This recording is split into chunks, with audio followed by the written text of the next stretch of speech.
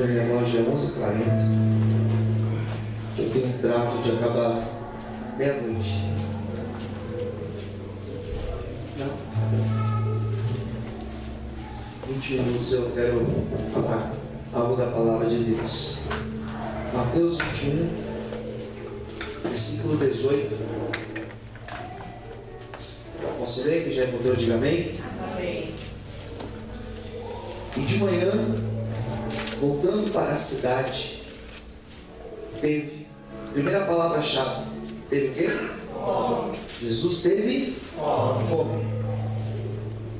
Avistando uma figueira perto do caminho, dirigiu-se a ela e não achou nela senão folhas.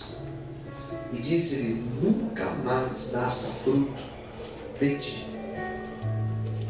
E a figueira secou imediatamente. Os discípulos, vendo isso, maravilharam-se, dizendo: como secou? Imediatamente a figueira.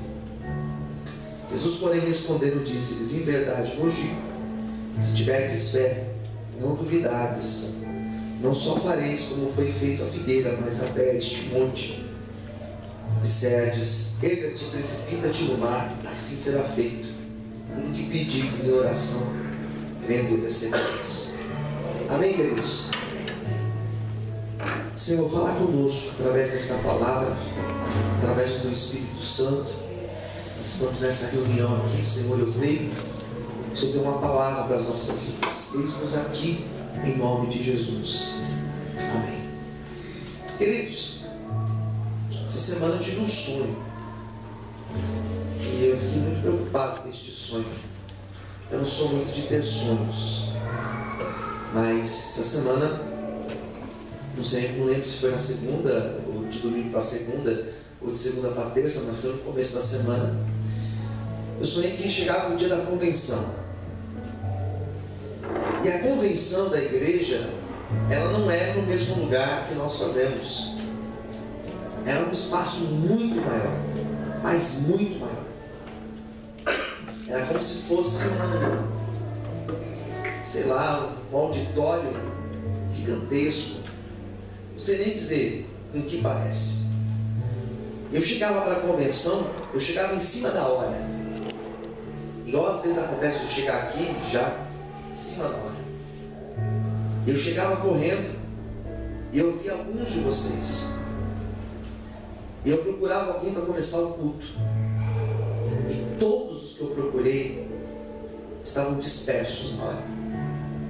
E na hora Deus falou comigo: todos estão dispersos. Eu falei: Senhor, misericórdia. E eu chegava, eu pensei, num sonho, eu pensei: vou chamar o pessoal do louvor. Assim eles já começam o louvor e eu entro no meio e bora. E quando eu fui chamar o pessoal do louvor, os instrumentos estavam desmontados ainda. Eles estavam conversando, todos estavam dispersos. E eu acordei do sono. Eu falei: Senhor, misericórdia. E na hora Deus falou comigo que nós estamos dispersos com tudo aquilo que Ele quer fazer nas nossas vidas. O propósito da convenção não é só reunir as igrejas e fazer um culto. Não é esse apenas. O propósito é nós buscarmos a presença de Deus como nós temos a oportunidade de fazer naquele dia, uma vigília. É uma busca diferente. É incrível que todos que eu procurei estavam dispersos. E meu coração fechou quando eu tive esse sonho. Eu pensei: eu preciso passar para os obreiros. Eu sei que Deus, Ele vai ministrar individualmente em cada coração aqui. Amém, queridos? Amém. Daí Deus me deu essa palavra hoje. Porque o sonho que eu tive falou de distração. Todos distraídos. E quando nós ficamos distraídos? Justamente quando nós perdemos o objetivo. Quando nós esquecemos o objetivo. É importante às vezes estarmos numa reunião como essa, para nós lembrarmos qual é o objetivo de nós estarmos aqui. Qual que é o teu objetivo de estar aqui? Às vezes nós perdemos o foco. Perder o foco, o que é perder o foco? Perder a visão. Tiramos os olhos de Cristo. O obreiro, quando ele tira o olho de Cristo e olha para o pastor, ele cai, que é o sofá. O obreiro, quando tira os olhos de Deus, de Cristo, e começa a olhar para os outros obreiros, ele para de fazer a obra. No sonho, teve uma pessoa que eu falei, mas você não vai lá? Sabe o que a pessoa me respondeu no sonho? Eu não vou porque o fulano ainda não foi. Então quando eu olho para o outro e espero o outro ir, eu não vou. Eu não tenho atitude. Daí Deus me deu essa palavra. A história é a seguinte: Jesus estava indo para um lugar, ele passa, diz a Bíblia, no meio da cidade. Diz a Bíblia que quando ele passa naquela cidade, ele foi até o templo de Jerusalém, expulsa os vendedores, os campistas que estavam dentro do templo, e ele volta. E quando ele está voltando, Marcos, capítulo 11, vai trazer alguns outros detalhes. Marcos conta essa passagem em 2 etapas. Fala ele indo, amaldiçoando a figueira. No outro dia, ele voltando no mesmo caminho, a figueira seca. Mateus, ele foi diferente. Mateus falou que tudo aconteceu na mesma hora. Ele vai dizer que Jesus estava indo para a cidade, voltando para a cidade, vai dizendo. E a primeira coisa que eu destaquei nessa noite, Jesus teve fome. E o que é a fome? A fome é a necessidade física que todos nós temos. E na verdade, não existe nenhum outro texto na Bíblia que fala Jesus com sono. Mostra ele dormindo. Com fome, não tem outro texto. Mostra ele falando que a multidão estava com fome. Dá de comer para eles porque eles estão com fome. Mas ele com fome é outro texto. E tantas figueiras que ele poderia ter olhado. Porque eu tenho certeza que não existia apenas aquela figueira. Não sei se você já teve a oportunidade de passar no meio de pomar. São várias árvores. Quando você passa num determinado lugar que tem algumas plantações, você vê, são várias árvores. E eu tenho certeza que ele passou e viu várias figueiras, mas ele foi em uma específica, que ele estava com fome. Fome fala de necessidade. Quando eu li essa palavra, Deus falou comigo que essa necessidade representa a necessidade da obra de Cristo. A obra tem necessidades. Quem entendeu, diga amém. A obra tem necessidade. Ela precisa de corpo vivo. A obra não é feita por uma pessoa. A obra não é feita pela oração de uma pessoa. A obra é feita por um corpo. Esse texto mostra que Cristo teve a necessidade física. Já parou para pensar que quando você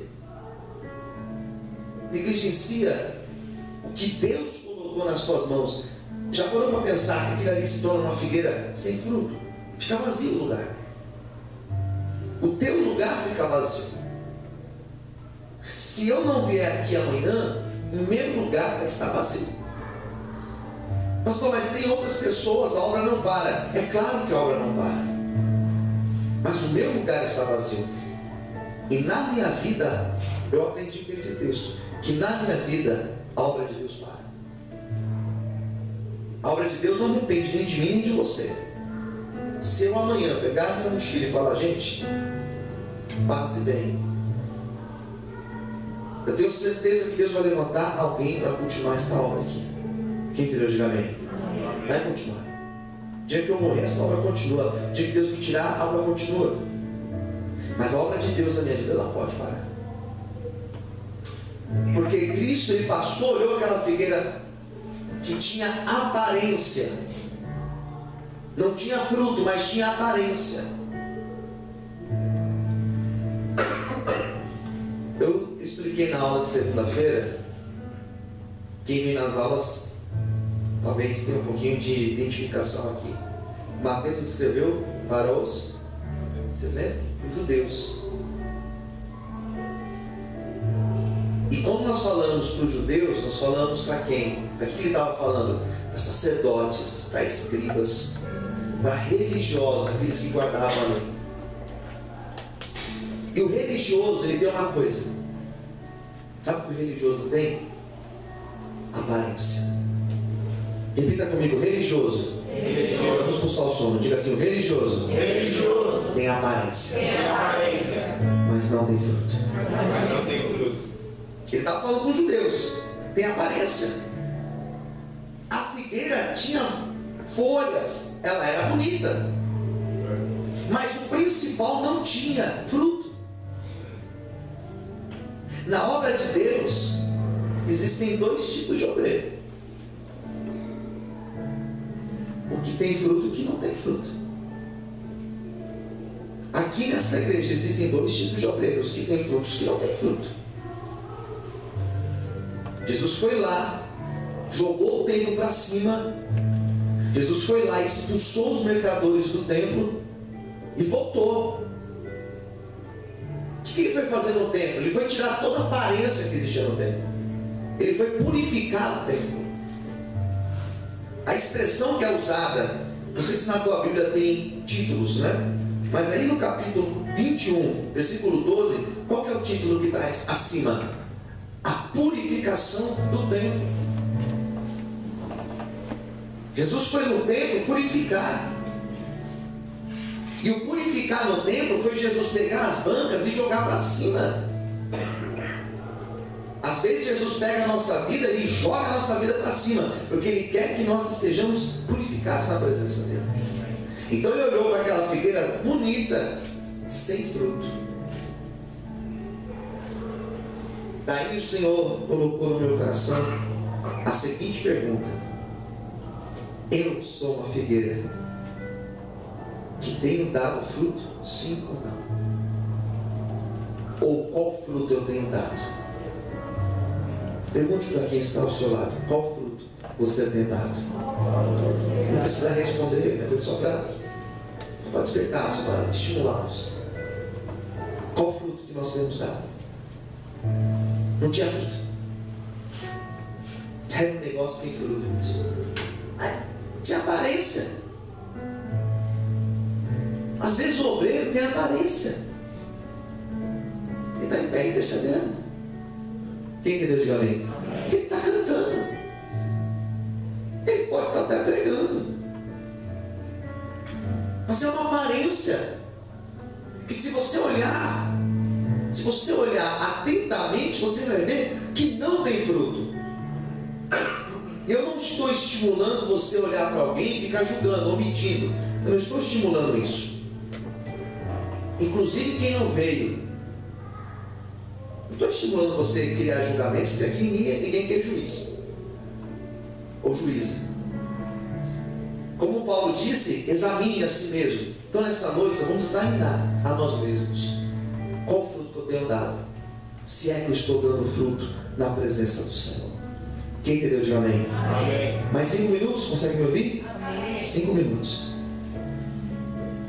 Daí Jesus olha para aquela figueira.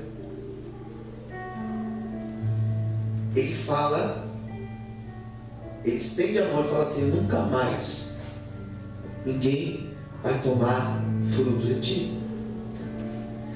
Daí Marcos vai dizer que foi na volta que eles voltaram e viram que já estava seco. E Pedro perguntou: Senhor, mas por que secou? Né?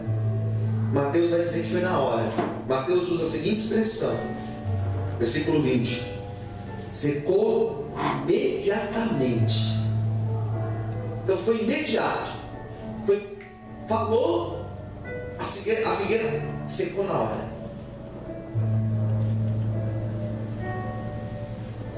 Daí quando Deus me deu essa palavra, meu coração tremeu. Sabe por quê? Que Deus ele vai cumprir essa palavra. Quem entendeu, diga amém. Amém. Existem figueiras que estão secando. Existem outras que já estão secas. E uma árvore, ela fica seca se você não regar. Incrível, né? A gente cantou hoje, existe um rio. Quando nós não buscamos, nós secamos. Quando você não busca, você se torna uma figueira seca. Eu não sei qual é o teu nível de busca, mas eu vou te contar um segredo, talvez você não saiba. O teu nível de busca reflete nos frutos que você tem dado. Porque as árvores que estão mais próximas da água, diz o salmista lá no Salmo 1, que elas que estão mais perto da água, as folhas não caem, tudo o que faz prospera. Não é o que diz o Salmo 1? Então, se eu não busco, eu seco. É muito difícil você estimular obreiros a buscar. É muito difícil. Porque nós estamos numa época, não funciona mais eu falar para você, olha, tem que vir na consagração domingo, 8 horas da manhã. Não funciona mais. Não funciona eu dizer, gente, eu vou para o monte terça-feira, todos vocês têm que ir comigo no monte, se não for, ninguém vai fazer a obra. Não funciona isso. Eu entendo que não funciona. Quem concorda comigo, diga amém. Amém. Vocês viram eu colocando lá no WhatsApp? Olha, é obrigatório vir na oração. Eu coloquei isso? Não. Nós vamos orar, buscar a presença de Deus, nós obreiros. Porta fechada, nós aqui. Ninguém é obrigado a estar aqui. Isso se chama busca. E aquele que tem sede, ele busca. E aquele que busca, ele dá frutos. Quem entendeu? Diga amém. Amém. Para terminar, o texto fala de fé. E esta fé que o texto fala, existe um link, uma ligação com um texto que eu quero ler para vocês, que está em 1 Coríntios, capítulo 13.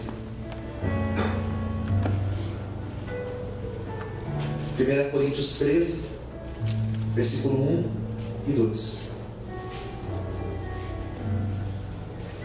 Ainda que eu falasse as línguas dos homens e dos anjos, se não tivesse caridade, algumas traduções vão dizer, se não tiver amor, seria como um metal que soa, como um sino que tine. Agora é o 2, preste atenção. Ainda que eu tivesse o dom de profecia e conhecesse todos os mistérios e toda a ciência, ainda que tivesse toda a fé, de maneira tal que transportasse os montes, se não tiver caridade, de nada seria. Por que esse texto está ligado, pastor, com o outro?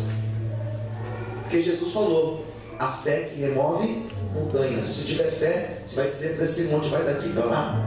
Quem entendeu? Diga amém. Amém. Daí Paulo vai dizer assim, tá, você pode até ter fé, mas se não tiver amor, de nada disso adianta. Daí Tiago pega o texto e fala assim, bom, você pode ter fé, mas se você não tiver obras, a tua fé, ela é morta em si mesma. Não serve para nada. O que eu quero dizer para você? Não basta apenas ter fé, acreditar que Jesus existe. É preciso colocar a mão na massa. É preciso fazer a obra do Senhor. E a pergunta que eu quero deixar para vocês, eu quero deixar para a reflexão de vocês, para a gente encerrar, para nós orarmos, é justamente essa. Qual é o fruto que nós temos produzido para o Senhor? Quem entendeu, diga amém. Amém. E mais do que isso, qual é o tipo de fruto que nós produzimos? Já foi dito aqui. Qual foi o texto, Rodrigo? Você abriu? Eu estava ouvindo Eclesiastes 9:10. Tudo